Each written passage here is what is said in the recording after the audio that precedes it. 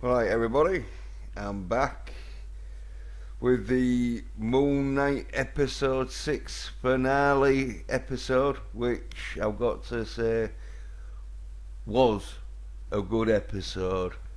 It landed the ending and that, which I tweeted out saying I gave it 8 out of 10.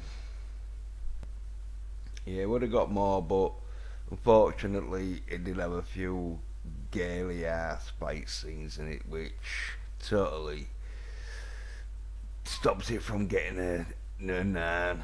So, but still could get an 8.5 though, because it was a great series.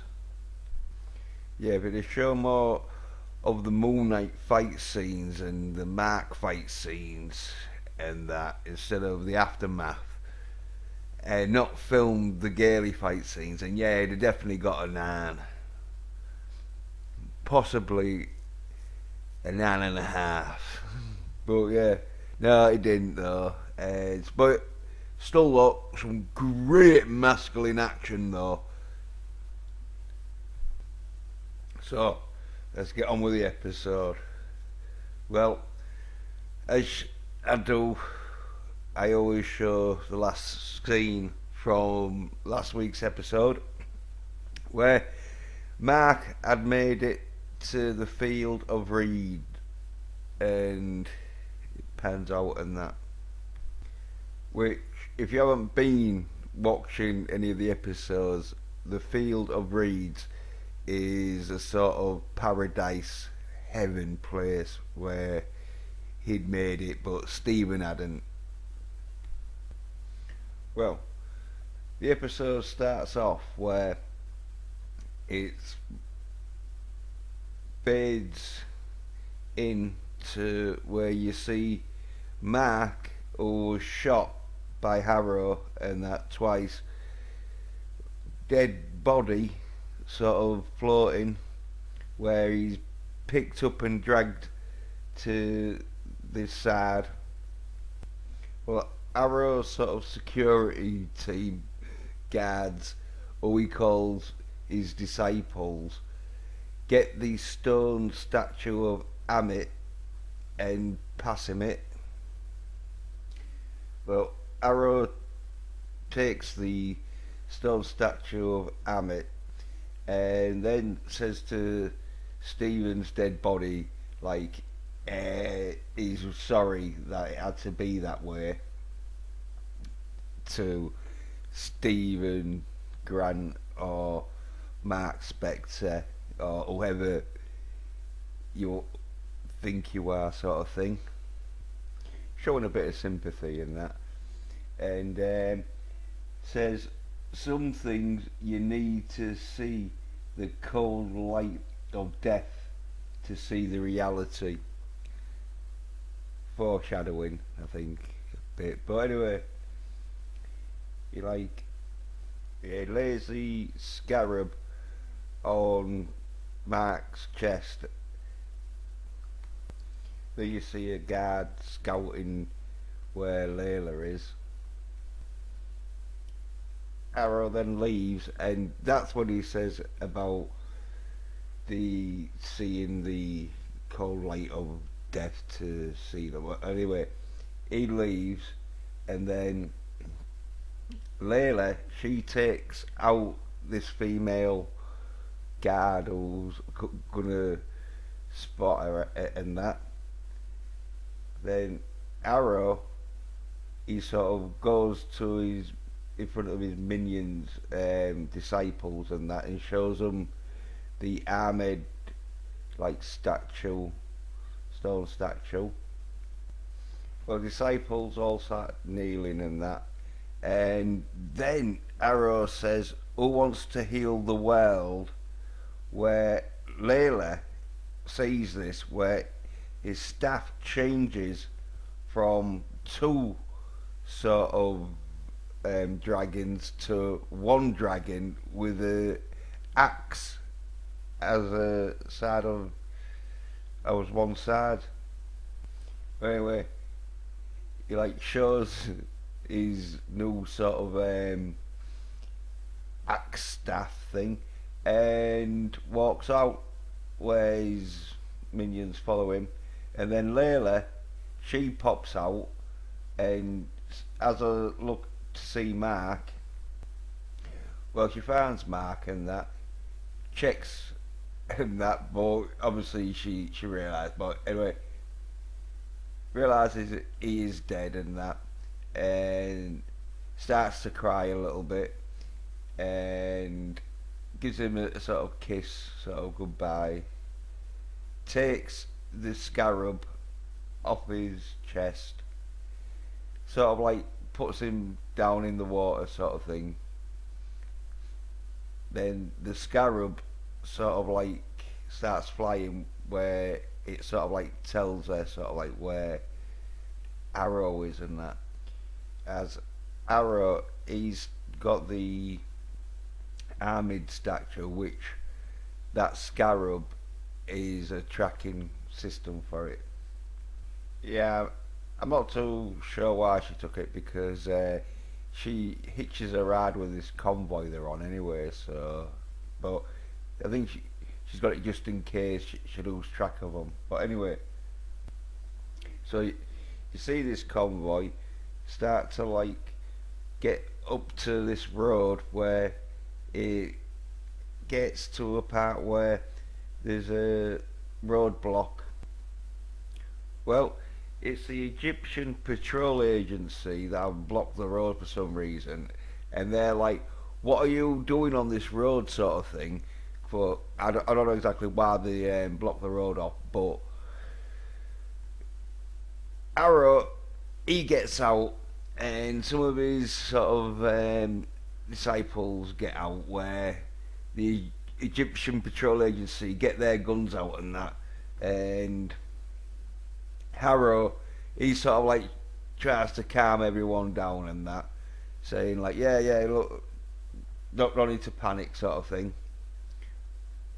Well, he says to the agency, sort of thing, like, oh yeah, put your guns down, we're sort of like friends and that, there's no harm. Well, the patrol guards are having none of it, and they're like, show me your papers, with like a shotgun in his face. Well, Arrow says, I don't need to show you my papers, you show me your soul, where he lifts his staff up and bangs it on the ground, where like a purple sort of wave spreads out, sort of blast wave, and the soul guards get sort of like their sort of souls sort of like taken away from them, where they start having purple souls getting extracted, apart from like anyone who's good, but anyone who's evil gets their soul taken away from them. Well, ends up like one of the patrol sort of agency guards, he survives and that, and his soul stays with him, where Harrow takes his walkie-talkie off him and says, you won't be needing that anymore, and like, oh, he says this is a face of a good man, and all, just to like let his sort of disciples know. Well, the disciples have to move some bodies and that off the road to go through and that. They can't be asked to drive round and that, and I think they have to like move the roadblock. Well, they all sort of like get out of the sort of jeeps and cars and that, where Layla, who's been sort of like tagging along, gets out. Well, Layla sees Harrow and that, and so she gets out her knife and starts to sort of walk towards it, Arrow and that, but trying to be a bit cautious. Well, she sees one of the guards always come to life and is talking to her. Well, it's Tweedy, or Tweedy, it's Tweedy, the hippo goddess who says, "Wait, Layla, I'm the goddess Tiresias, or whatever her name is, but she's the hippo, who, the goddess." Well, um, she promised Mark and Stephen that should help try and get a message to Layla, so she's going through dead people. Well, Layla ignores it, sort of thing, and she walks on, where she gets to a point where she can see Harrow. Well, she has another sort of dead guard, who it's Tari, sort of thing, communicating again, where she says, like, stop, like, Mark wants you to stop. Well, Layla's like, what the hell is this? Mark is dead. But Tarius, through the guard, says, I am talking to you through dead people. How crazy is that, sort of thing? Well, she goes on to say, like, Arrow's too powerful for you to take on, sort of thing, and Mark needs you to break Korchu's Shapti, which is the stone statue, to release Korchu so Mark can return back to life. And then she says, you can be my avatar to get into the god's chambers, because you have to be an avatar to get in there.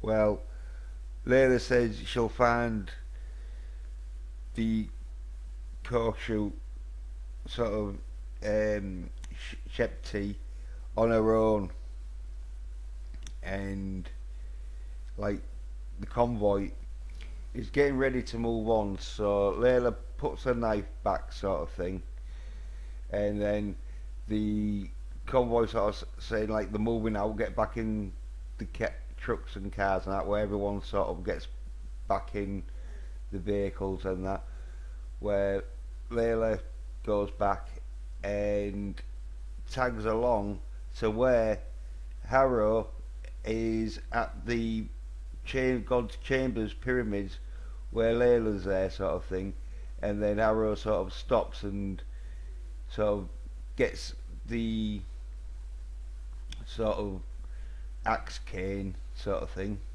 Well, he opens up a sort of entrance made by his staff that's like powerful now, sort of thing, because I think ever since he sort of like got the armored sort of statue, he's been able to like power up his staff thing now, where it's gone from like a walking stick to a staff with an axe that like is quite powerful. Well, the god avatars, they can feel a disturbance in that, and the goddess of love and dance, Hato's avatar, says that they're trying to release Amit, where one of them asks why, and the leader, who is sort of like the boss head one, says, oh, he realises, oh, it's Harrow, where the Harrow comes through the sort of like wall by like an opening gap that has formed by using his staff, where um, Layla's sort of like following him and that, where he goes in and that, and he says to him like they don't have to fight because he don't really want to fight because he knows that they're judges, not warriors. But uh, the head god, he gets his sort of like um, gamma ray fingers going, where then he fires and then Harrow fires back and that.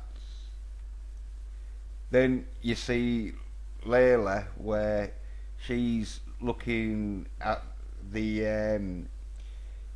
Shepties, the little stone statues, and because there's a few there, and she finds the one that is Koto's and that, and then it goes back to where Harrow's cleared all the like gods and that, and then he gets Amid's scepter and that, and smashes it.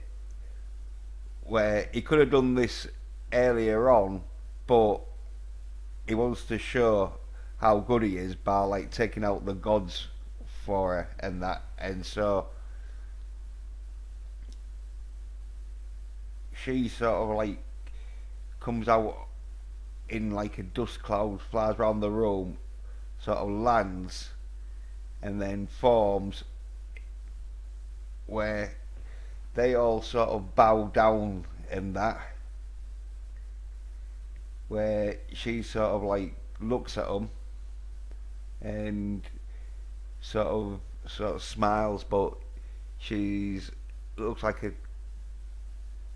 lizard crocodile, so they always look like they're smiling. But anyway, you see Layla that she's finally thought, oh yeah, I'm gonna grab Koto's stone statue and that. Where then it goes back to Ahmed, who's talking to Harrow. So Ahmed asks, to whom do I owe this gratitude for being released and that? And Harrow says, your humble disciple, my goddess. Really ass creeping, but when you can see what she can do, I can see why he is so like. Well, anyway, and then he's like, which you owe nothing to, because he's like, oh yeah, I do it just because I love you, sort of thing.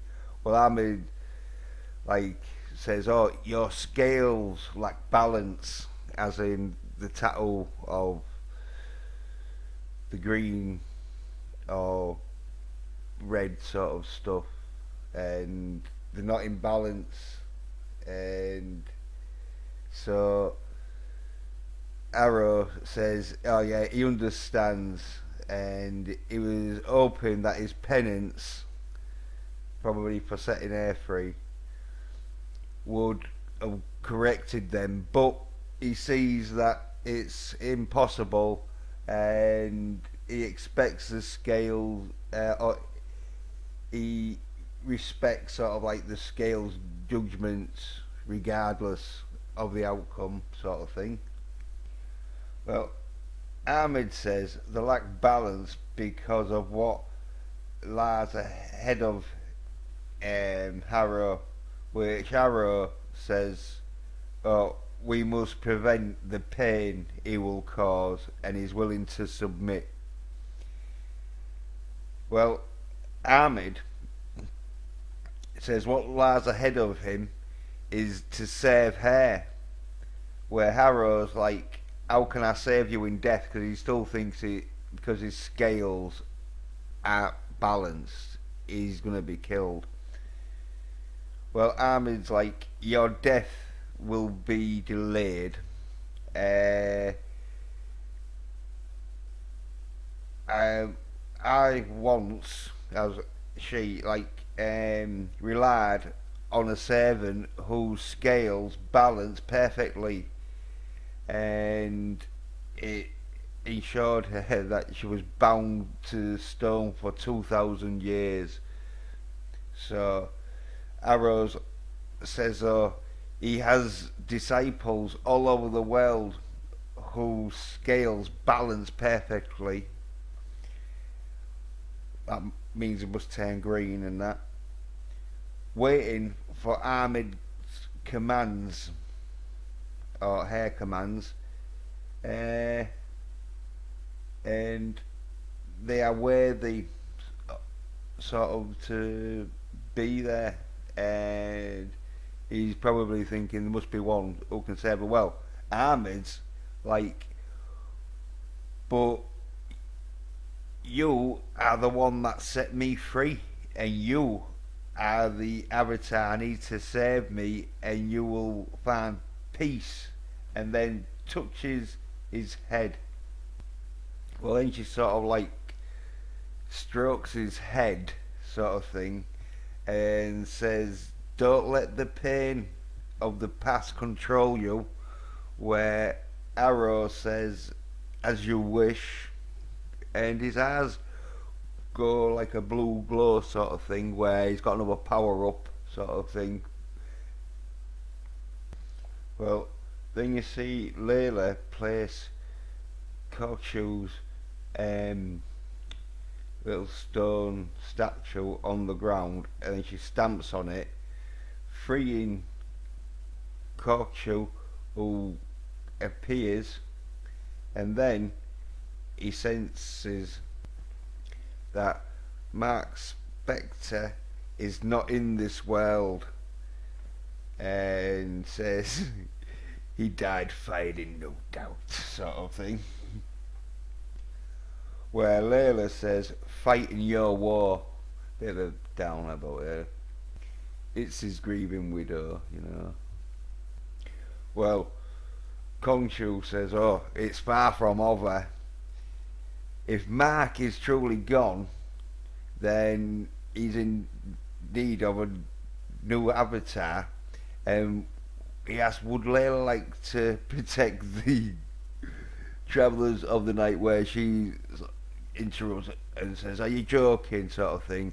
He says, oh, like, you turned Mark's life into a nightmare, sort of thing. Why would she sign up for that? And Koto's like, because you won't win against Amit alone. And Layla's like, well, she'll take her chances and that. Well, Koto is like giving her some shit. He says, like, Mark was in crisis over you, sort of thing, rubbing it in. Says, his lack of focus got him killed, and like, you need a plan, and that. Where Layla's says, well, Mark didn't trust you, and I don't trust you. We'll work together without having to enslave herself to him, as in be his avatar, because it's for life. Well, Conchu says that we must rebind Amit, and only an avatar can do it. And Layla, she still says no, sort of thing.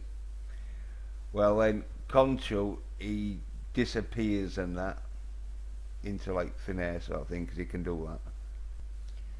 Well, back in the main hall, in the God's chambers and that, Amit, shall I say, says, let's purify the souls of Kara, then the world proper go up. And when she's talking about purifying, she means sort of like judging people's souls, and if they have done bad in past or present or future, because you can see the future, then their souls get sort of banished and they die and that. Well, then Kontu appears in like a dust cloud because he can do that sort of thing. And Ahmed gets a bit cheeky because she's like, "Oh, Kongshu, Tam has been cruel to you," because like he's like bones and that. Well, Kongshu says, "Indeed, well, I can't allow you to proceed with your plan of going around purifying," as she says, people. But anyway, then Harrow says like, "Oh, there's someone else here. Fandle released Khonshu to his like crew and that, where his head sort of right hand woman goes off and that. I'm gonna like search the building and that." Well, then it cuts to where Mark in the field of reeds, and there's Terry sort of thing there, but she says like, "The scales are balanced, your heart is full, your journey is over," and just reassuring him like, "Oh yeah, you made it." And then Mark's like, "It's so quiet, oh," and that.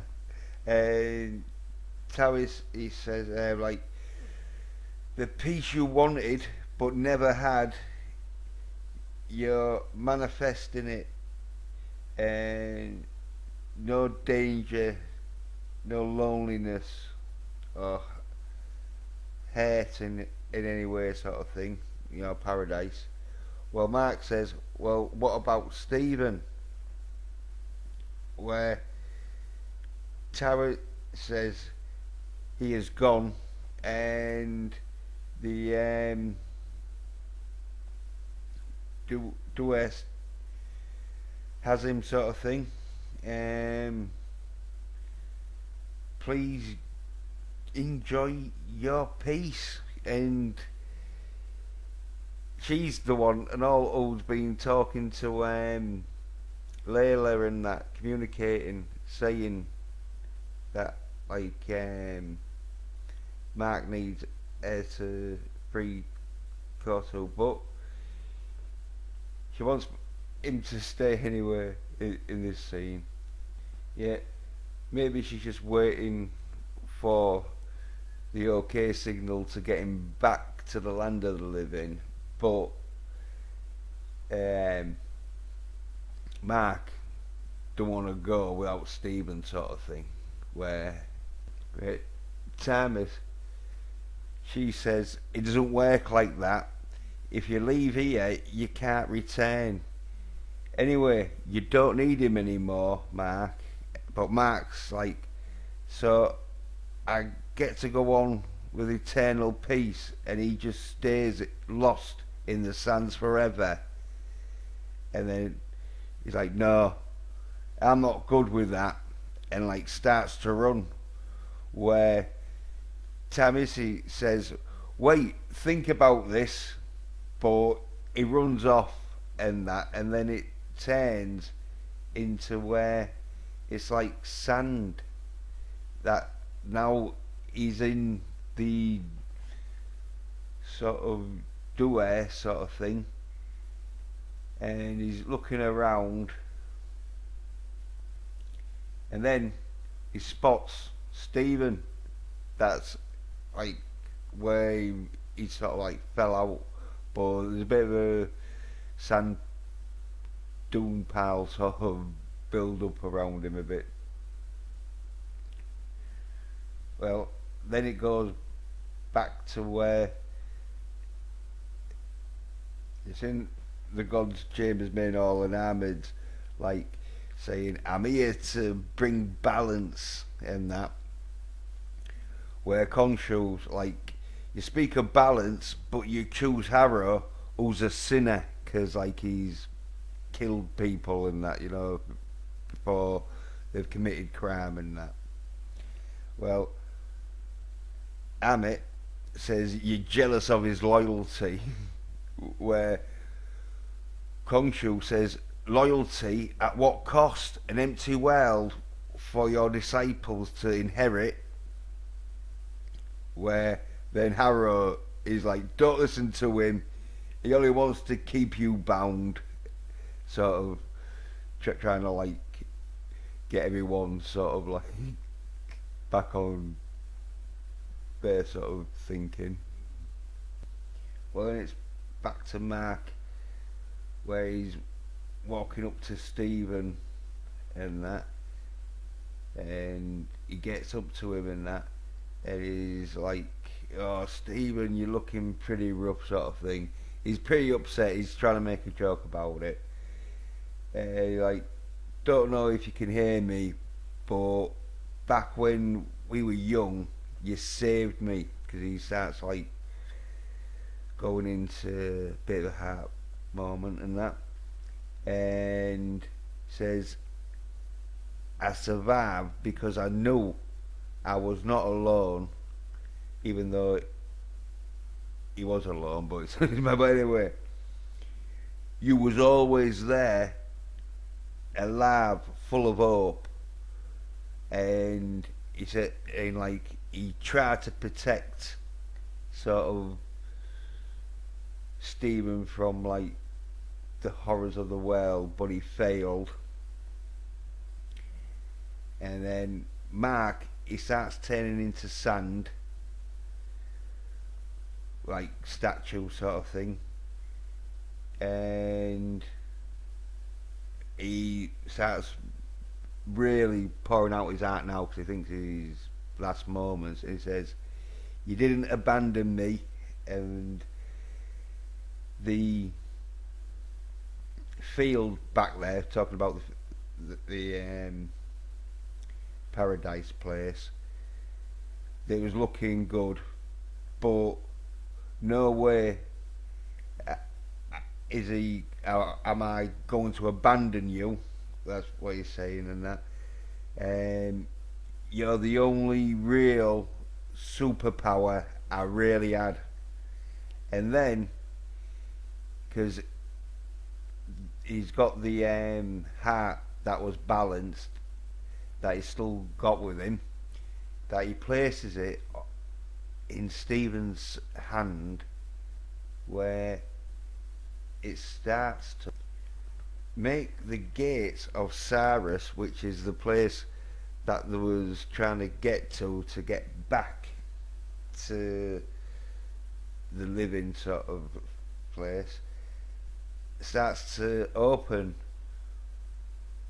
where then you see the heart start to glow, where the doors open more, and you see Stephen getting sort of come back to like normal, where Mark also stops being a sand statue and becomes normal again, where then you see the heart like disappear because it's used up its magic powers of turning them back to normal.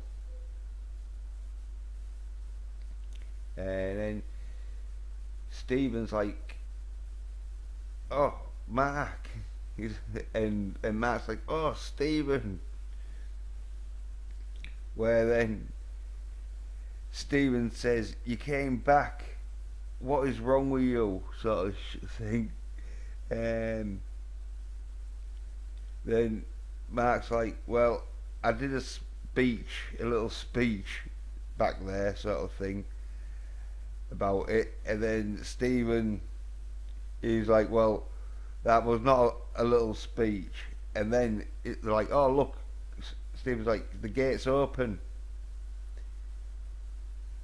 Well, then it's back to Ahmed and Kotal at the God's Chamber Hall. Well, Ahmed says, "Oh, Koshu, for a god, you have low on faith," saying that he doesn't think she can do her sort of mission. Well, Khonshu says you'll never learn, as in you'll just keep doing what you're doing, which is judging people's souls before they commit any crime, or if they have in the past they get sent to death. Well, this is a great fight scene coming up because it's all like CGI'd and that. But anyway, Amit had enough, so she growls a bit and then just flies in and whips Korshu with it, sort of like head sort of tail thing that she's got, where I think she's half snake, half lizard, half crocodile sort of thing. Well, it's a bit like a crocodile fighting an emu, where Kotal, he's got no muscle mass behind him, so she hits him with her tail sort of thing, where it flies him back, where he manages to stop himself, then like comes in for an attack sort of thing, where he sort of stops and becomes solid, but then goes into this wind sort of ghost sort of thing, and then she tries to hit him with the tail, but he sort of dodges and flies up onto like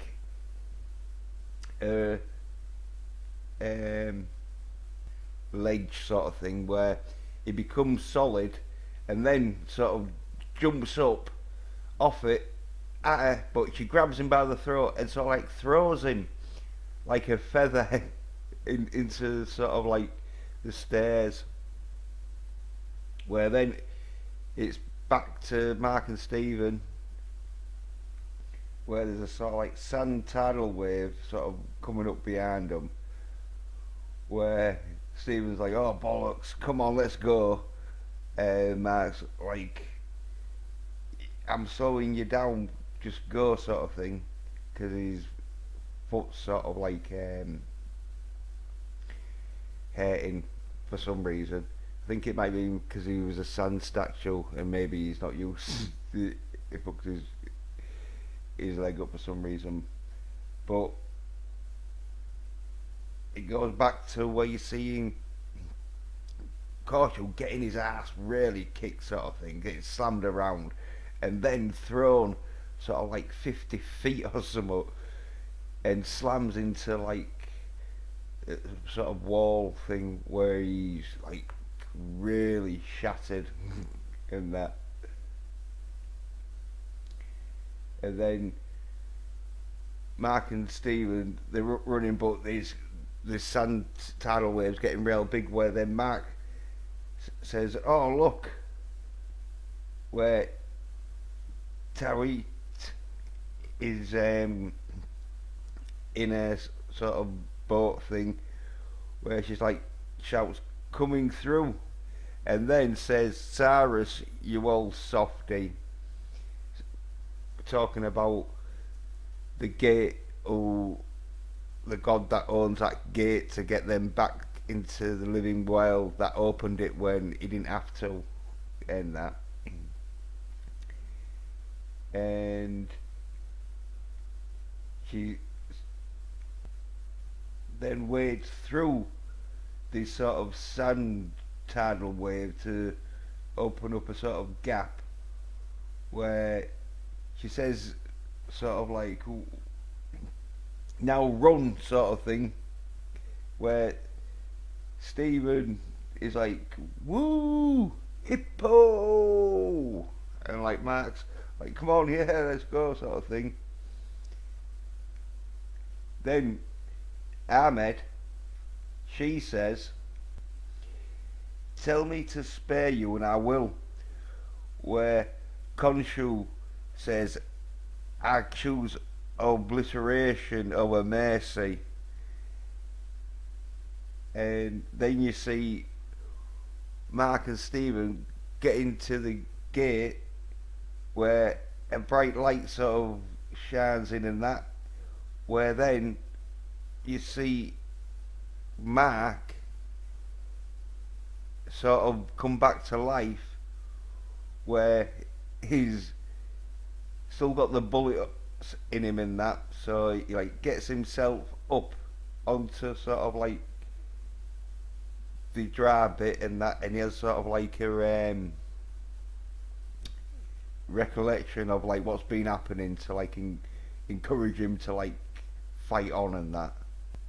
Well, Khonshu senses like Mark's back alive and that, and he's like, Mark, sort of thing, where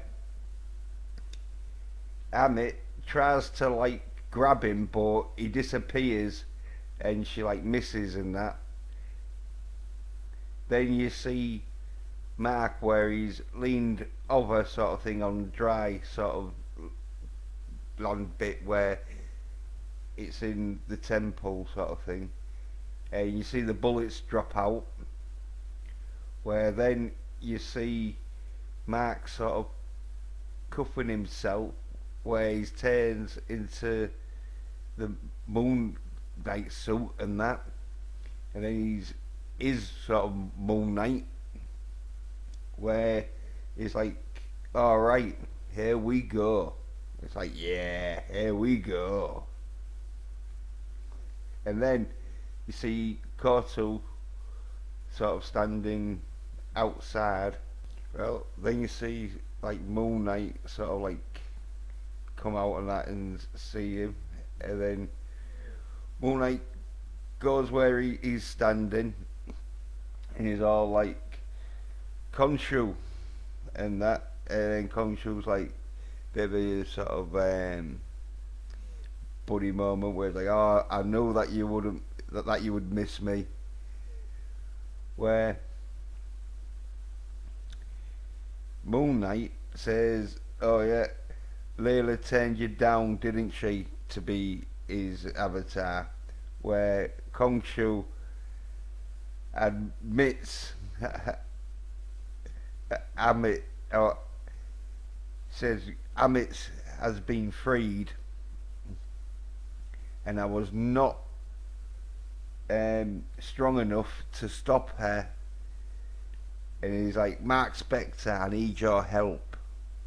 Where then it turns into Stephen's Moon Knight, who is Mr. Knight, and he's like, well, how's this new arrangement gonna work? And then Khonshu was like, Stephen Grant, I wasn't speaking to you, sort of like. And then Mr. Knight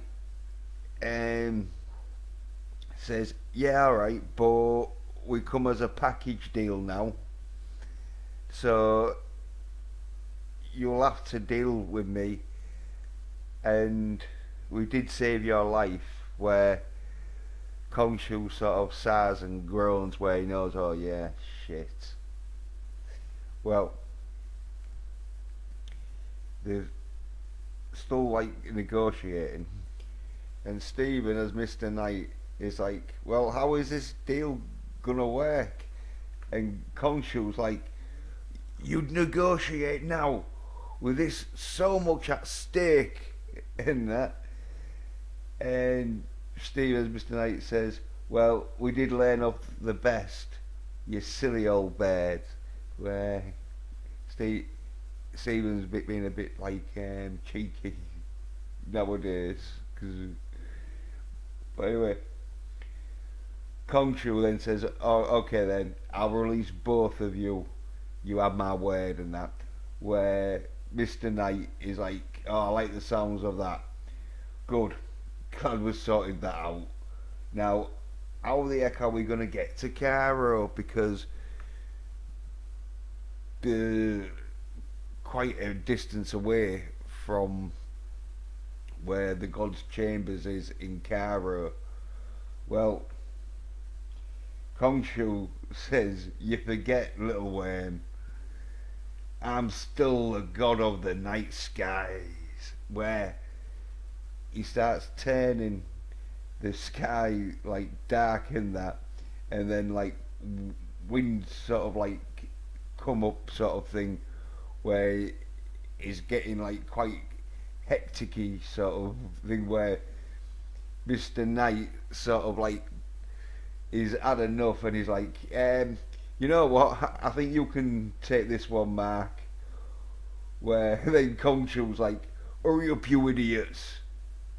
And then like you see Moonlight Mark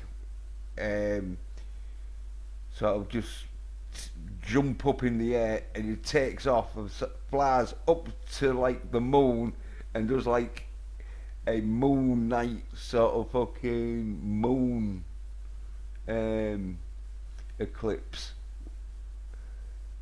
And then you see like Layla get the like head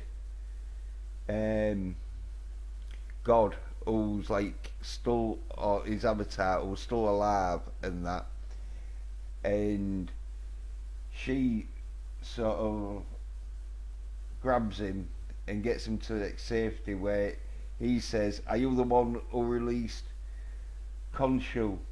Where Layla's like, yeah, and that, and then she asks, how do we stop Amit?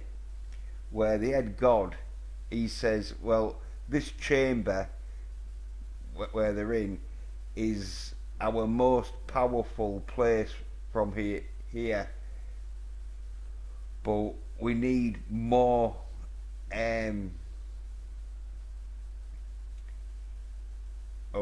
avatars and that, but we need to imprison Amit in a mortal form.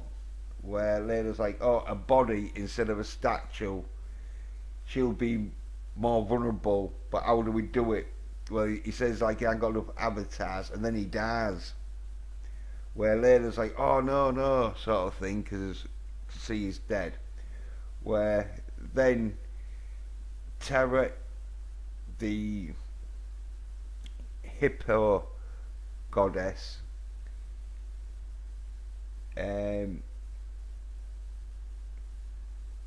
is sort of like around, but Layla sort of shout, well, calls sort of, right, but she don't shout, she keeps it quite quiet sort of thing, and she asked if Tahiti is there, where Tahiti goes into the dead avatar dude and then screams Layla, where Harrow hears this and that and knows it's coming from a certain direction, where he heads towards it, and Layla can see him coming towards her, where she like runs off back down the sort of like tunnels, where then Harrow, with his new sort of power, does an electric sort of beam that hits the side of the wall, that just shatters it and cause a sort of like cave-in to happen, where Layla's gets caught up in this sort of cave-in, where she gets then took over by Tahiti, who's controlling her sort of thing. Where this bit was a bit soy in that, where like, oh god, it's what Shield's probably going to be like. But anyway, she like says like, oh yeah, it's only temporary. I'm only going to be Avatar temporary. You don't want to be tied down to any long-term contracts. Well, Towie agrees and that, and then talks about her father saying she transported him to the field of reeds where they're like Gaelic, sort of shit. But anyway, then it goes to like the city centre sort of thing, where you see, well, Moonlight sort of flying and that. Well, Moonlight's flying as fast as he can towards the city centre of Cairo. Well, you see Harrow climbing up on top of the pyramid where he's got his staff, and he sort of like starts to like make the staff glow like as bright as possible, that people around Cairo and that see it. Well, some people get like purple eyes sort of in just looking at this sort of bright light, where it then produces a weighing scales tattoo on their wrist, where when all the people get their sort of scale tattoos, Harrow's right hand woman comes in and tells everyone who's got a scale tattoo to start judging people, where she demonstrates on a woman, and then so they all start like judging people and that, where if it goes red, their souls get like taken away from them, where you see it purple sort of souls getting took away and flying up into the sky, where Harrow is sort of like directing them, I think, by chanting into Amit's mouth, where she starts growing to really huge size, that like she's as big as the pyramid nearly. Well, I think she is at one stage. So it goes back to the caving, where you see a boulder sort of like drop down, a flat boulder, and then this bit, Gaily action, where you see Layla come out, because now she's the hippo goddess's avatar. She's got like an armour uniform where she pops her wings out with swords, and I thought she was going to pop out an egg, but it's probably going to be better than She-Hulk. But anyway, then you see Moon Knight flying in to where he could see Amit, who's getting massive, as you can see, come the side to the period. Well, Harrow's chanting and that, where Amit and Harrow sort of see Moon Knight fly in and that, where Moon Knight lands and then sort of like starts running up the pyramid, where Arrow, he starts running down the pyramid, where they get to the middle part, where this is where the action starts. Moon Knight grabs his head and knees him right in his sort of throat, where then you see Korshu tries to hit Amit with his staff, where she catches it and then gives him a look to say, "Oh no, you didn't want to do that." Well, then you see Moon Knight and Arrow sort of like flying, even though Arrow's sort of like holding on to Moon Knight's cape for dear life. They're sort of like getting a bit of a tussle where Arrow grabs Moon Knight's cape and that and starts choking him, where Moon Knight turns into Mr. Knight, who hasn't got a cape, and then sort of abseils down a bit and then turns into Moon Knight, where then with his cape can fly back up and sort of like smack Arrow. Well, then you see Amit try to bite Korshu, but Korshu sort of like ducks it and then reappears and gets his staff, and with all his might swings it right into her stomach, where it knocks her back onto the pyramid, where then Korshu gets the moon crescent of his staff around her neck and then pins her to the side of the pyramid,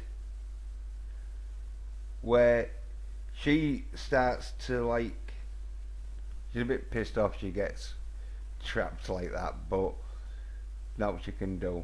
Well, then you see Moon Knight and Harrow sort of flying through the air, coming to a crash landing where it causes a crater, and Harrow and Moonlight sort of like roll sort of like on the floor to a stop.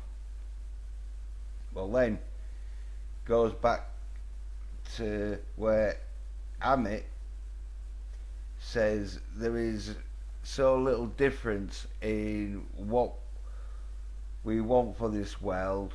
Why do we do this dance for the rest of time? As in, they both want to punish the guilty. Well, Korshu says, you know the answer. I only punish those who have chosen evil, where Amit punish people who haven't chosen evil yet. But because they do. But well, anyway, Amit says, so do I, as in punish evil, but only she doesn't give them the satisfaction of committing the crime. Well, while she's talking, she's got her tail around Korshu's leg, where she leg sweeps him,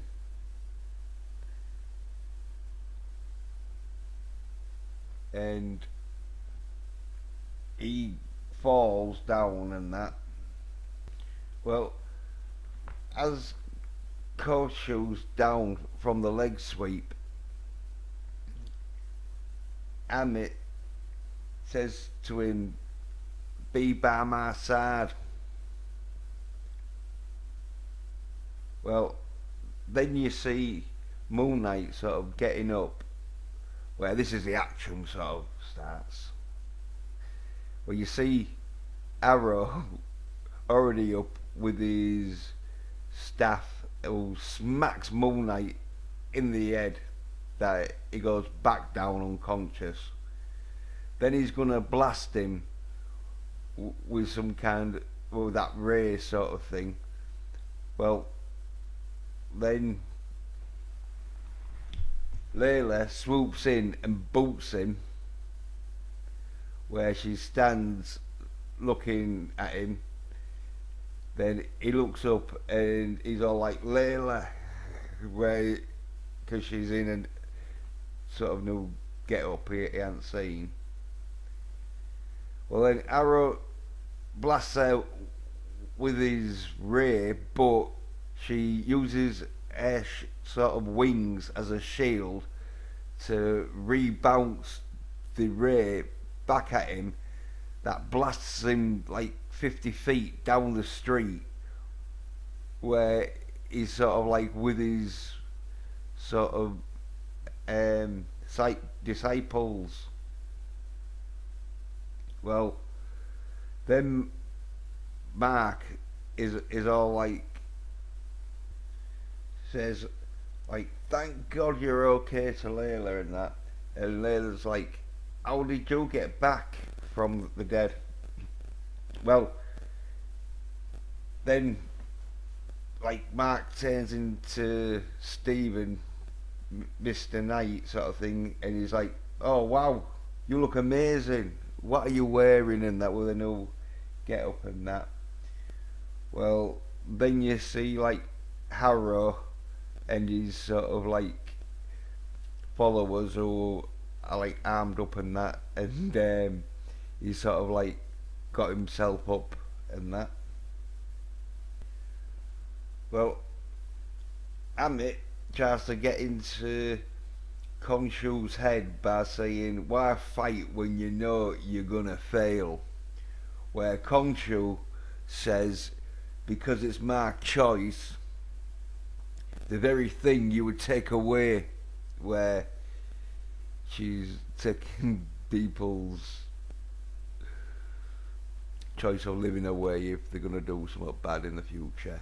He's repairing to. But anyway, like, he goes to hit her, but then she like bites it and that, and then it's Mark, Stephen, who's Mr. Knight, and he's talking to Layla, and he starts like bragging about his new skills, saying he's really jazzed about it, like he's going to be able to show them off, which I was like predicted there was going to be a scene where you'd see Mr. Knight and his batons, and yeah, here we go. This is masculine action from Stephen, where it's like Moonlight's been kicking ass. Now it's time. Stephen did kick a little bit of ass, but now it's time for Stephen to really kick some ass. So Layla says, okay then, show me what you got, and show these soy-haired bitches what real masculine action is. I added the last bit in.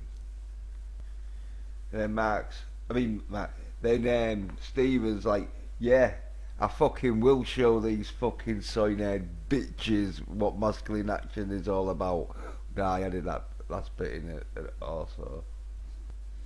So the fight starts where they both like run at Harrow and his men and that, where Layla sort of like does a spinning sort of flying cut the guns with their sword move, where then Stephen, as Mr. Knight, comes running through, punctures both of them in the chest, where he knocks them down, then gets his batons out, does a nice baton sort of beating the crap out of them, and that way he's just taking them out and that, and then finishes it nicely with a sort of roundhouse kick. But then Harrow blasts at him with his sort of like ray staff, where Stephen, as Mr. Knight, does a nice somersault over it and then throws his baton at Harrow, but Harrow then bats the baton away. That hits the side of the wall, flies back towards Stephen as Mr. Knight, but when it gets there, it's Mark as Moon Knight who catches it, bats a dude in his head, sort of thing, knocks him down, and Layla takes out a dude. Well, then it's where Amit uses a tail to whip into Korshu's sort of neck, where it causes Kongshu to fall down, where then she bites his back, the sadistic bitch. But it's a fight. It's a street fight, so anything goes. Well, Layla and Moon Knight run down the sort of alley streetway where Layla takes out two dudes with her swords. Then Moon Knight runs up on top of a car where he gets out his sort of boomerangs, throws them where they hit both the dudes, sort of like injuring them, maybe killing them, don't know. Then he does a nice roll and then sort of like leaps off the bonnet. Well, then Layla attacks Arrow with her swords and that, where then Moon Knight comes in and boots Arrow, but not real far, that he gains his composure and sort of hits Moon Knight to push him away, and then smacks Layla in the head, where she sort of like stumbles off. Then Moon Knight comes in and tries to hit him with one of his boomerangs, but Harrow blocks it, and then Moon Knight does these sort of twirls hitting at Harrow, where Harrow blocks it, and then Harrow gets his cane and smacks it onto the floor, where it causes a big blast that blasts Moon Knight and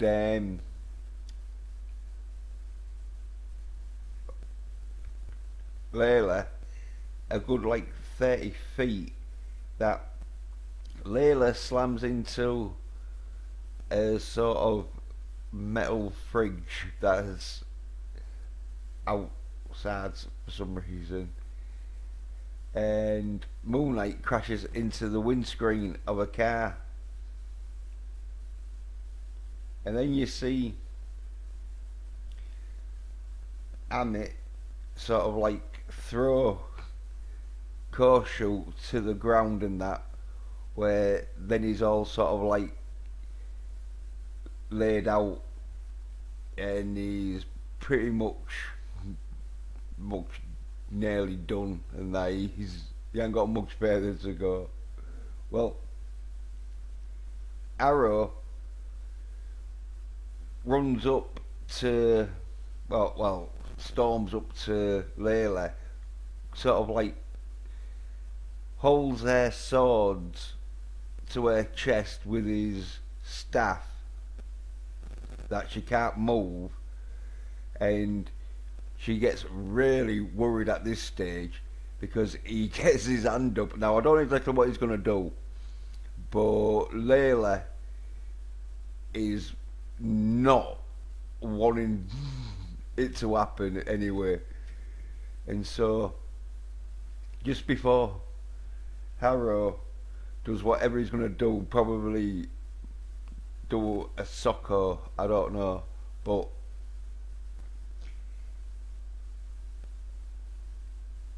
Stephen in his Mr. Knight for just sort of spear tackles Harrow into this sort of like shed, it looks like, but it could be a second-hand shop. Well, smacks onto the side, and then this is a bit of nice filming where you see Harrow grab Stephen as Mr. Knight by his neck, sort of through onto the TV screen, where then you see Harrow elbow Mr. Knight in his face, and then pushes him onto the wall where he goes in for a punch, but Mr. Knight blocks, counters with a sort of gut punch, and then finishes it off with a left hook to Harrow's face, where then Mr. Knight does a sort of repositioning of his jacket move, then goes in for a kick, but Harrow gets his leg, then throws him through the wall that he flies across the sort of pathway into the other shop, where then Harrow comes out to see where Stephen is as Mr. Knight.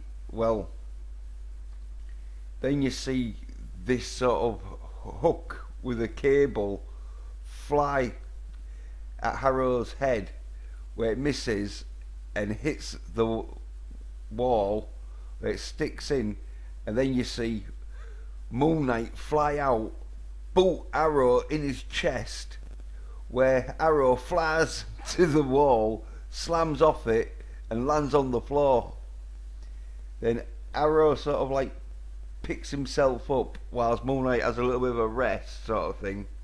Well, Harrow's about to hit Moon Knight, where then Layla grabs his staff and sort of like pushes it against the wall, whilst Moon Knight comes in and smacks him in his face with a right hook, then grabs his hand, and Layla cuts his staff, but there's no real damage to it. Then Moon Knight tries to punch him with a boomerang, but Harrow gets out of there quickly and that, and sort of walks out and tries to like walk backwards, but then you see these people trying to evacuate in a van, where Moon Knight and Layla have grabbed Harrow's staff, and Moon Knight's grabbed Harrow by the throat, where then the staff blasts a sort of ray blast that hits the van.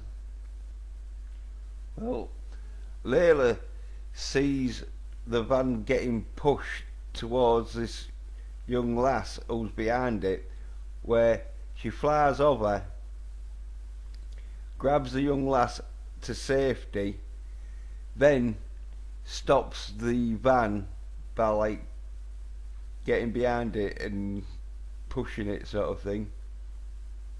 And then there's this bit here, like showing how female sort of actors, superhero sort of films and series are gonna be like. And this is happening in the male one, but luckily enough, there's enough masculine action though in this that I can let this play, but anyway, she's like, "Oh, are you an Egyptian superhero?" Where she's like, "Yeah, I am," and it's in Arabic or whatever they're speaking and that, and so fucking cringy as fuck. But I reckon it's probably gonna be about as cringy as the Obi-Wan Kenobi series and that. But we're not talking about that right now. Yeah, I think they put this bit in just for the soy-haired bitches, so they'd be like, "Oh look, you love you female superheroes, don't you? Look, there's a female Egyptian superhero here." But I think there's too much masculine action in this for them to like to watch it. So after showing how girls can do action nearly as good as men, she goes round and cuts off the door and chucks it to help the people out, where they get out. Then she goes and leg sweeps a dude with her wings, and then kicks a gun from a dude, which I'm sure it was a dude that did the kick and with a wig on. But anyway, then Harrow's right hand woman comes in and boots Layla into the back up of the bottom of the truck, where she runs at Layla, where Layla grabs her in an arm lock and then boots a dude who's coming at her. Then you see Moon Knight and Harrow still battling with the staff, where Harrow throws Moon Knight onto the sort of road where he rolls for about 20 feet, where he gets up though, but then gets blasted by Harrow's sort of ray beam that comes out of his staff. Well, as Harrow's blasting Moon Knight with his like ray beam, he sort of starts telling him that if Amit had been allowed to rule, that young Randall's life would have been saved, and young Randall is Mark's little brother that he'd helped to drown by accident. But Harold then says, like, your family would have been happy, and she, meaning Amit, need only to remove one weed from the garden. And as he says this,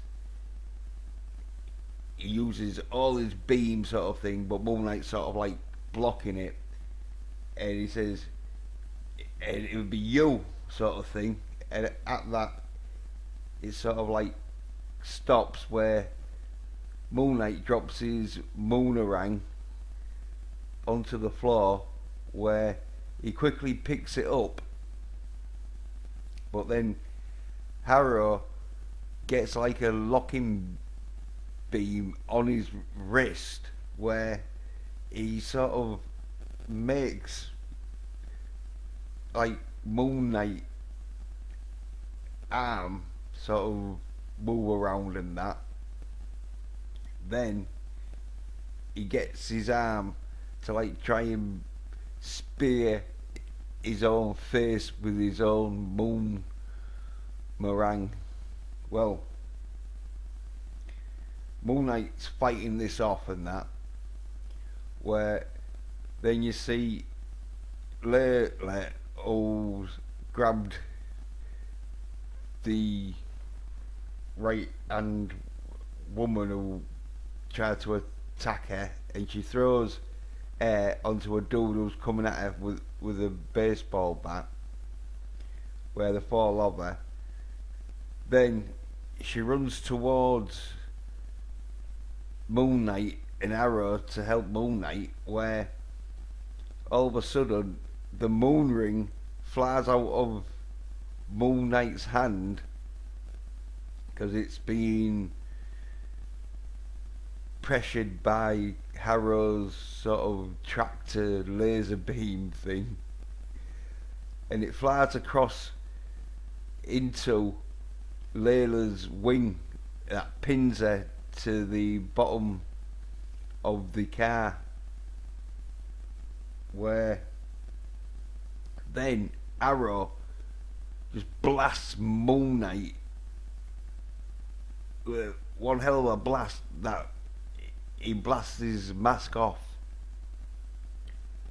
Well, then you see Mark as Moon Knight maskless, and then Arrow sort of like starts walking towards Mark, where Mark sort of like gains consciousness and that, and he looks up where he sees Amit just plunging the staff with the moon ring into Koto, where she proper takes him down, and yeah, he's pretty much game over sort of thing by then. Well, he also sees Arrow walking towards him, where Arrow sort of, don't know if he's trying to plunge it right through him or just have it there to give him the shock treatment, but anyway, he plunges it onto his chest and that, and starts to shock like Moon Knight Mark with the staff, where he turns it up a gear, where it proper is giving Mark some problems and that. Well, at this stage you're thinking, oh no, this is pretty much, it's gone, because Mark's down, Koto's down. He looks at Layla, and she's pinned to the car, and she's almost down because she's getting shot and that by the guards and that, and then he starts to black out, which is sort of more of a purple out / blackout, where then he comes around and he looks down and he sees that he's got the axe at Arrow's head, where he then drops Arrow to the floor, gets up, drops the like staff, where then he asks Stephen, he says, "That wasn't you, was it, Stephen?" Where Stephen replies, "No chance, mate." Where you look around to see like all the aftermath of like what had happened, and see Layla's alright, but yeah, and she's alright, but this scene, I tell you, yeah, if they'd have shown this, it'd have been getting at least a 9.5, but they didn't. And if they'd not shown as much Gaily action and shown more of these sort of aftermath sort of like scenes, or it'd have definitely been a 9. But anyway, and if I tell you, if they'd have shown if they'd have cut practically all the Gaily action scenes out and put all the aftermath, it'd have got a 10, but they didn't. But anyway, they like sort of don't know who's done it, but it is their sort of third persona, or well, they've got more, but it's one of their personas who's like the third one who you find out. It was called Jake Lockley, and what had happened there is Moonlight had passed out. Mark Moonlight had passed out.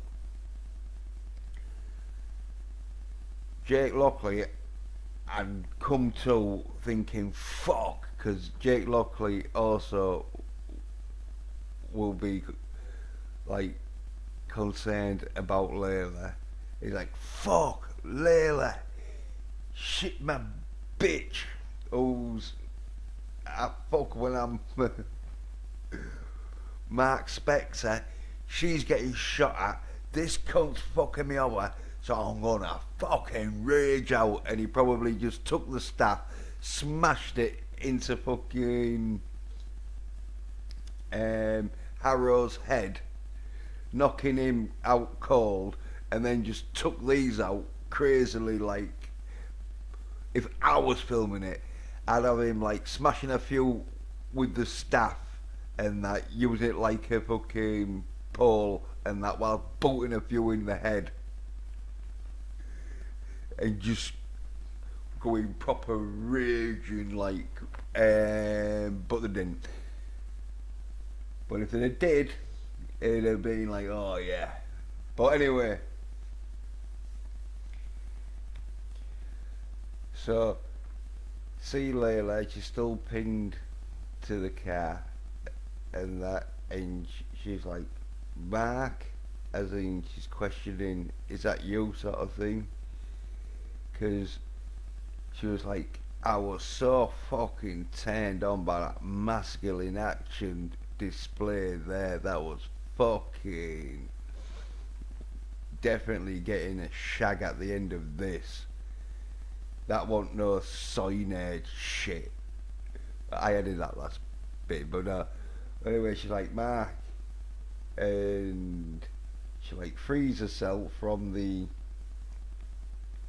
car and that, and she's like, what the hell was that? I'm so turned on. That is no way fucking gonna be able to show on on sort of TV. Them cyanide bitches won't be able to handle that. Oh no. You just ask, what the hell's that? And Mark says, oh, I blacked out, where he really sort of blacky purpled out. But anyway, then he sees Kochu sort of getting dragged off, maybe to get curb stomped or pyramid stomped, I don't know, but it's looking bad for him because he's already just been plunged by that staff he has with the moon crescent on it. So yeah, he's looking in a bad shape. Yeah, I'm not too sure how he got that big, whether he had to eat some souls whilst she was eating souls to get that big, or he used some kind of magic sort of potions that he had. But anyway, Layla at this point, because she's sort of been told how to put Amit back. She says, "Get Arrow. I know how to stop Amit." So Mark gets Arrow, and they go to the gods' chambers, where Mark lays Arrow down on like some kind of table. Not quite sure exactly what it's used for, but it's getting used to put Arrow on it right now. Oh, actually, looking at it now, I think it's some kind of wall pattern that like fell off the wall when it all got like caved in and that, and it sort of like handedly landed where they could use it as a table. Well, Layla, she says the power of the rule will help bind Amit to the Harrow body, and quick, she says, grab my hand and we can start the spell, which is a good job. She knew it, because it'd sound pretty soy if you was Moonlight having to say it, but it's his missus, and so he does it, and to save the world from some crazy judging, scale reading fanatics. Anyway, they start chanting with their hands together, where a beam comes out of Moonlight's hand and starts to go round these statues, lighting them up, where the god statues that create some kind of vortex vacuum that starts to make a sort of electric sort of cloud sort of thing that starts to like go towards Amit, where she gets caught in a sort of hole with a tail, and then I think there was a bit of a sort of like love thing going on with that Abbott, because she says, because she can see what's happening now, and so she knows a time's short sort of thing, and so she says to Khonshu, we could have made this our paradise, meaning kill all the people who sin and that. Well, Khonshu says, it's too late, Amit, you will be destroyed. And then Amit gets sort of like caught by a foot, because they keep chanting and that, and so you see it where it starts to pull a foot into this sort of misty cloud electric sort of thing, where she starts to roar in that, and then starts like slashing out at Khonshu and that, but the missile like drags her in, and then it turns into like a cloud dust that goes into Harrow's mouth, that then it locks in her sort of spirit into Harrow's body, with Harrow still being there, but more of the parasite, more of a host than a parasite sort of thing. Well, then you see Amit talking through Harrow's voice and body and that.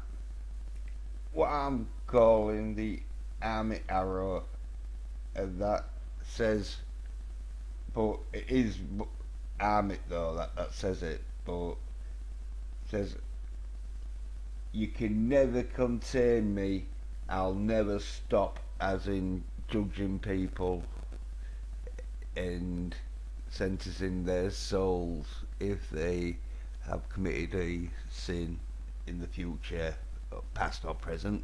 But that's how she sees life and that. Well, Khonshu knows what she's like, because he's gone back to like normal size of about 8 or 9 foot, and he says finish it and leave neither of them alive, because he says, like, whilst he lives as the sort of host to a sort of parasite soul sort of thing, it so does she. And then Mark gets up over Amit Arrow, or as I say, that's what I'm calling them now, and sort of gets one of his moonerang things out, and then gets him ready to go for the death kill, where he sees Amit Arrow's sort of face looking at him. Well, Mark don't really want to do it, but he says, I have to finish this, if not, I'll never be free. And he could be saying free of lots of things, but in this occasion it could be because he doesn't want any like comeback from Arrow or Amit, or the Amit Arrow as I'm calling them. Well, then Layla, she's like, oh, you are free, sort of thing, like you got a choice and that. Well, Khonshu, he says like, oh yeah, the choice is vengeance, and he makes a good point here, where he says, we can't take the chance that Amit finds a way out. She will kill again, because he knows she will kill again, because she practically said, like, she will find a way out and kill again. There's no stopping her. But then Mark says, oh, now you sound like her, and he drops like Arrow, because he's holding him to give him the death shot, and stands up sort of thing and says, you want them dead, do it yourself, now release us, because he's like his avatar. Well, he then throws the moon meringue, and it like sticks into the ground and that.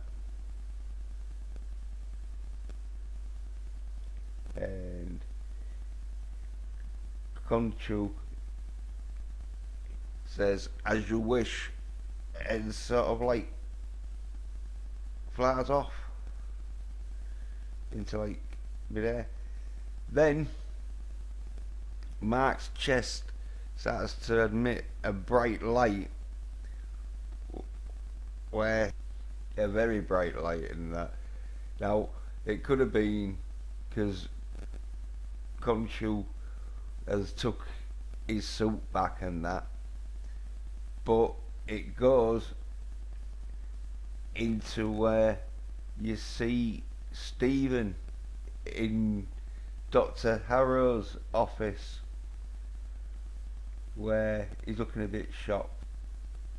Well, he sees Dr. Harrow and he's like, "Oh, so is this what reality looks like?" And Dr. Harrow says, "Oh, the imagination is very real." And then he goes into a demonstration of like telling him like a chair, a desk, and a light were all first created in the imagination, because he's trying to like sympathise with him and that. Well, anyway, Stevens says, "But do you believe that Conchu and Amit are real?"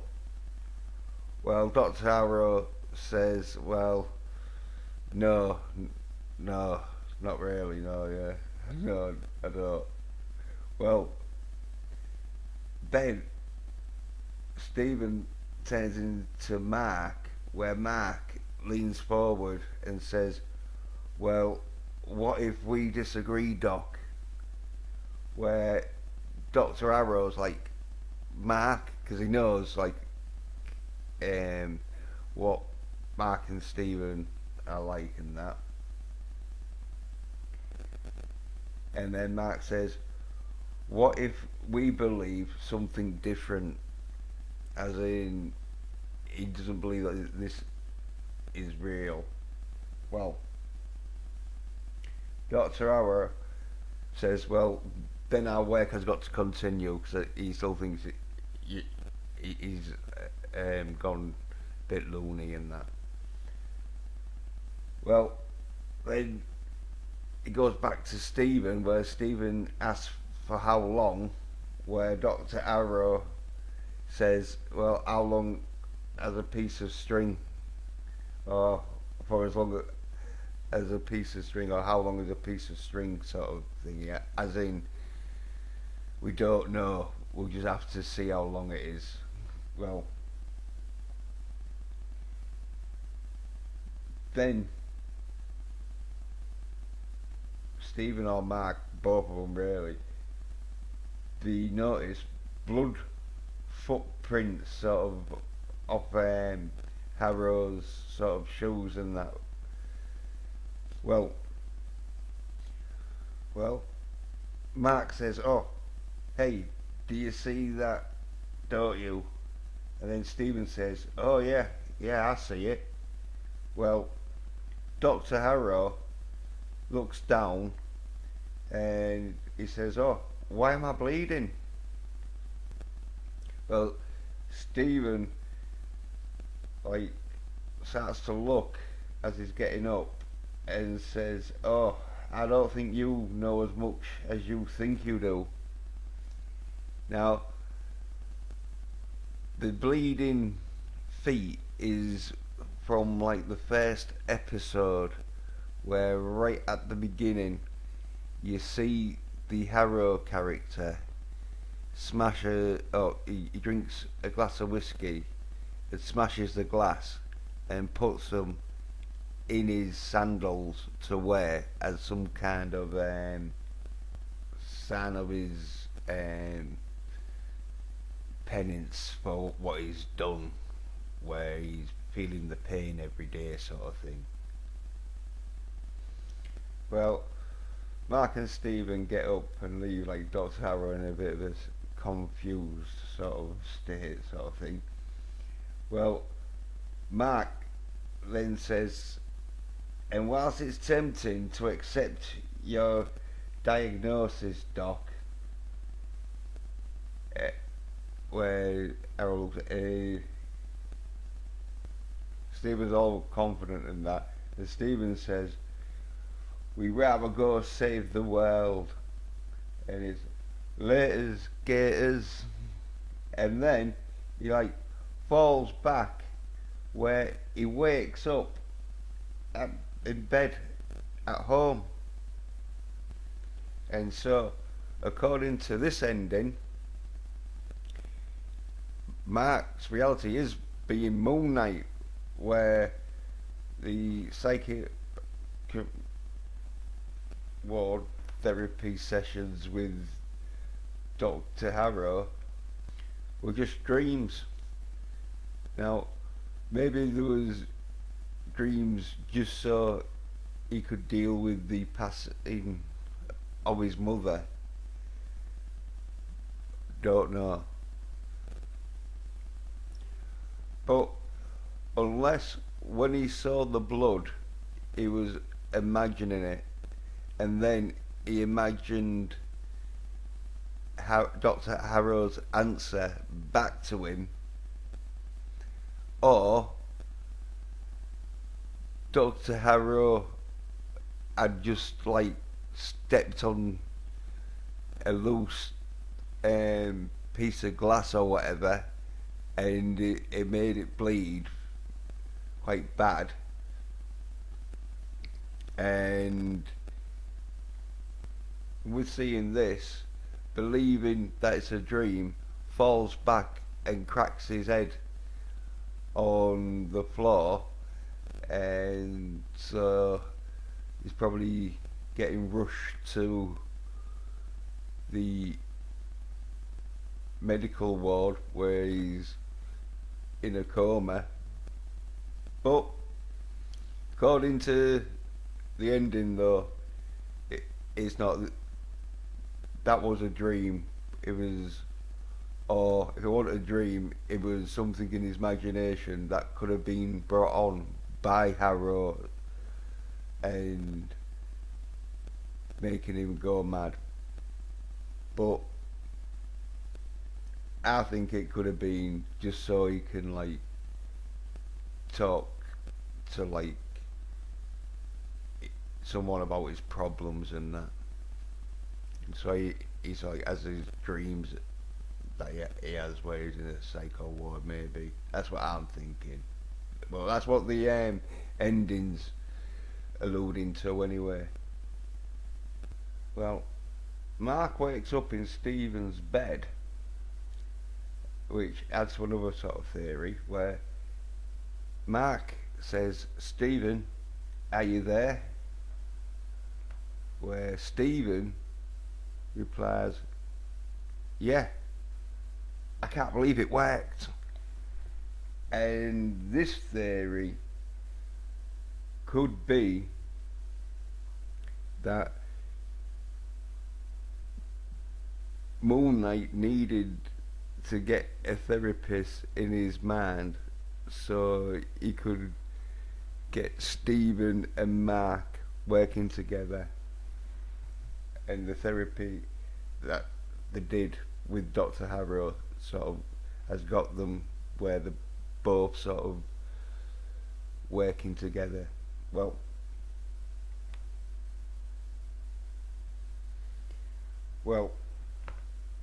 when Stephen says, yeah, I can't believe it worked, Mark says, I can't believe you live in this freaking mess.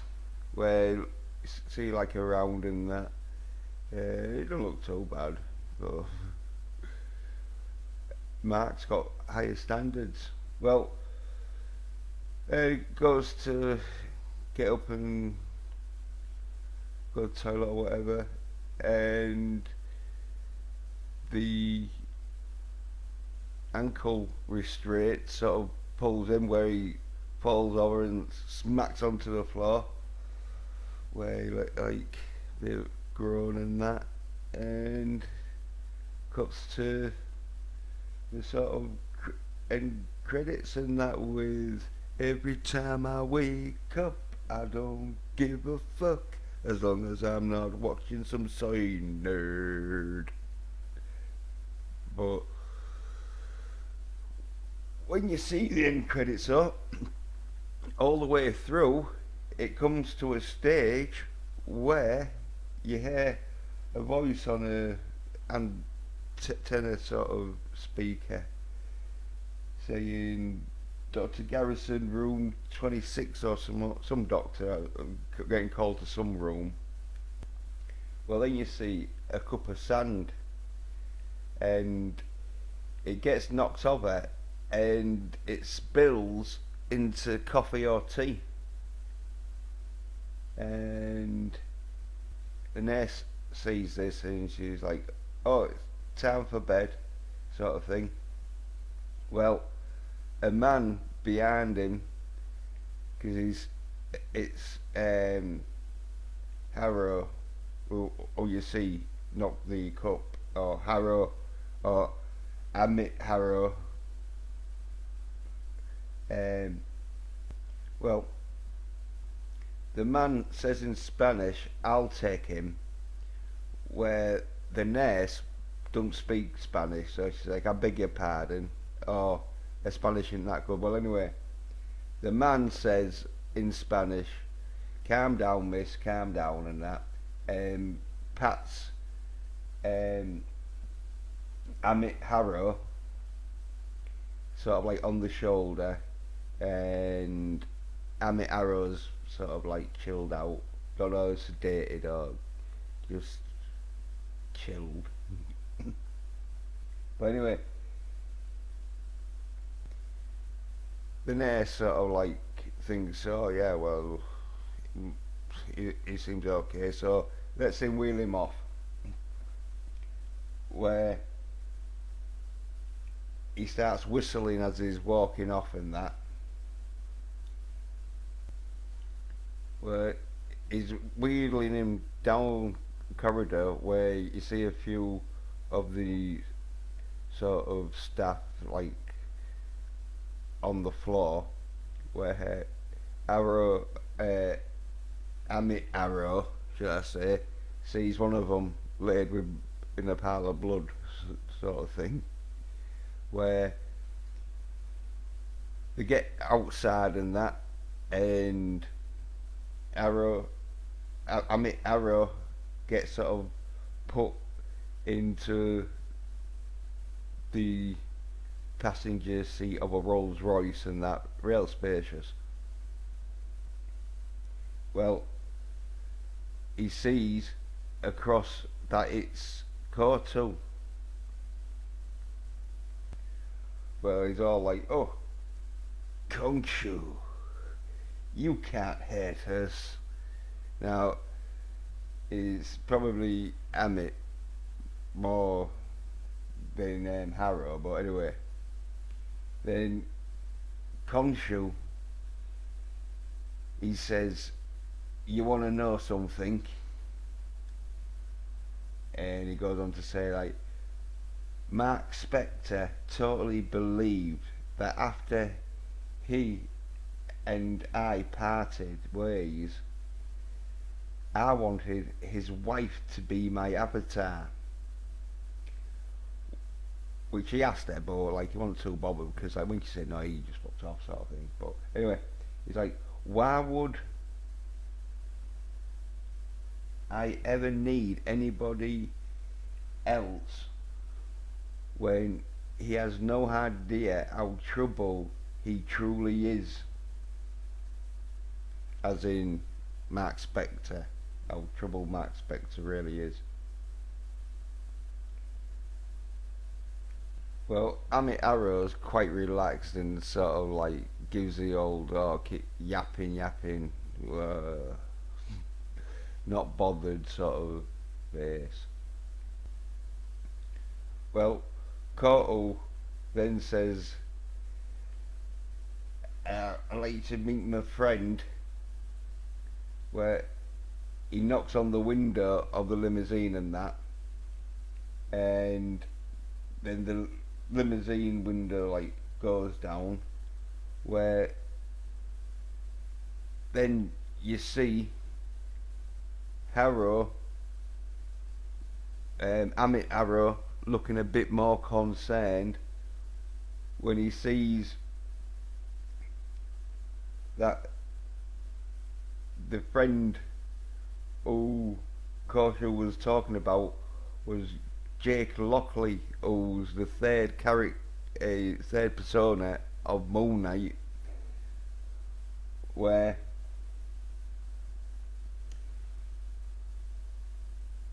Jake Lockley says in Spanish, "Today is your turn to lose."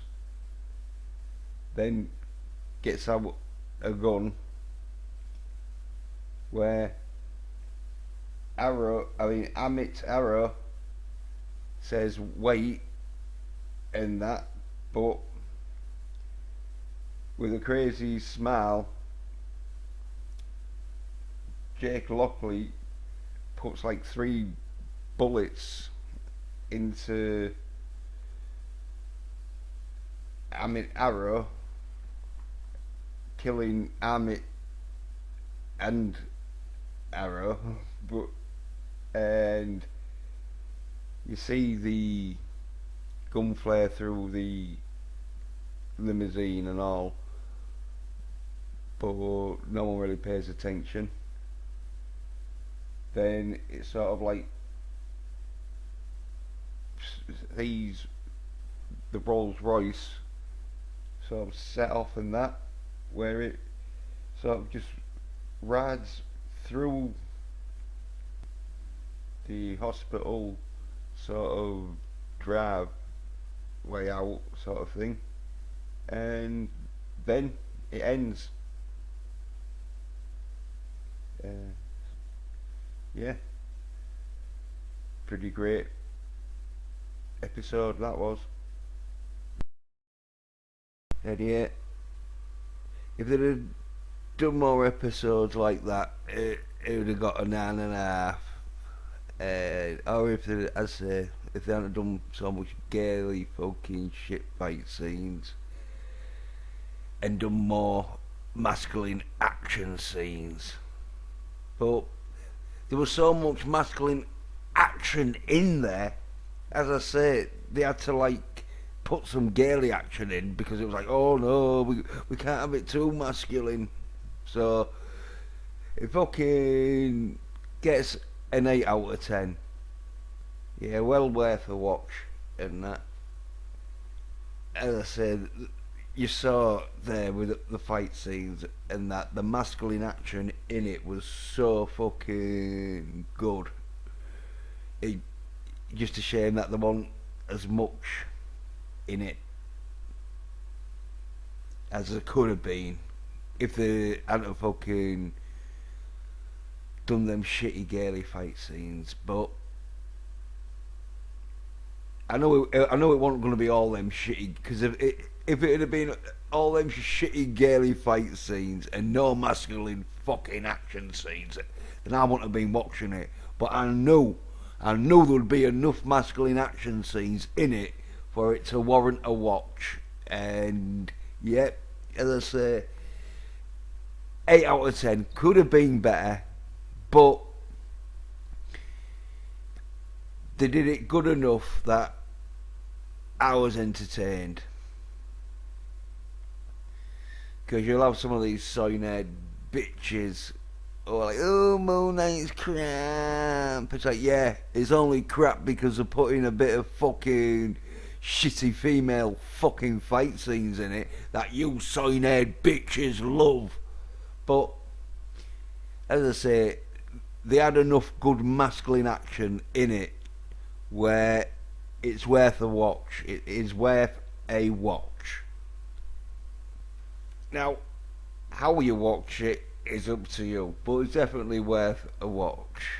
Because, as I say, I know there's going to be enough masculine action in this that fucking had me entertained. Because when fucking Moon Knight and Mr. Knight was kicking ass and that was some good fucking masculine fucking action. Don't let them soy-head bitches tell you anything else. Because they ain't gonna be able to tell you anything else that's gonna beat that for masculine action. And it did have a decent ending and all, which some of the shit that they're gonna be fucking watching, what are. So Moon Knight, fucking good. I'm probably gonna talk about another 5 more minutes on how good I thought this fucking series was, because even though the shit bits with the female fucking fighting was shit, it wasn't fucking that shit enough that it spoilt my enjoyment. Because as I say, there was about 3 sort of shitty girl fight scenes where there's like, oh, but then you had about fucking 6 real good masculine fight scenes. So fucking it outweighed it easily. There's no way fucking these soy-head bitches are gonna be able to fucking show you anything that's got better masculine action than Moon Knight.